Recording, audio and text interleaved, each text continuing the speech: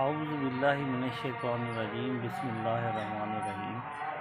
میرا آج کا موضوع داستان کلیلہ و دمنہ ہے، جس کے اندر بنیادی طور پر دو گیدڑ ہیں جن کے ذریعے سے بہترین حکمت، دانش مندی اور دور اندیشی کی باتیں کی گئی ہیں۔ فیبلز جسے کہا جاتا ہے، اس کے اندر بھی جانوروں سے کی زبان سے کہی ہوئی باتیں ہیں۔ یہ جو دو گیدڑ ہیں، ان میں ایک کا نام کلیلہ ہے، ایک کا نام دمنہ ہے۔ اس کلیلہ اور دمنہ کی جو گفتگو ہے، بنیادی طور پر یہ حکمت کی باتیں ہیں کہ مثلاً جو ہے کسی کو اپنا بھید نہ دینے کی صورت میں کیا بادشاہ یا اعلیٰ لوگ جو ہے وہ اپنا بھید کسی دوسرے کو دے دیں، یا اپنی زندگی کے راز یا بھید کس سے شیئر کرنے ہوتے ہیں،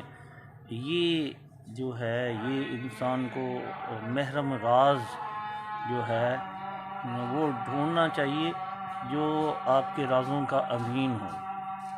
یہ بات کرتے ہوئے مجھے بابا جی پٹھان خان کی جو ہے قوالیاں یاد آ جاتی ہیں، جس کے اندر وہ کہتے ہیں، آپ یوٹیوب کے ذریعے سے اس کو سرچ بھی کر سکتے ہیں کہ کی حال سناواں دل دا میکو محرم راز نہ ملدا۔ لہذا راز کس سے کہنا ہے، بات کس سے کرنی ہے، دور اندیشی کیا چیز ہے، دانش مندی کسے کہتے ہیں۔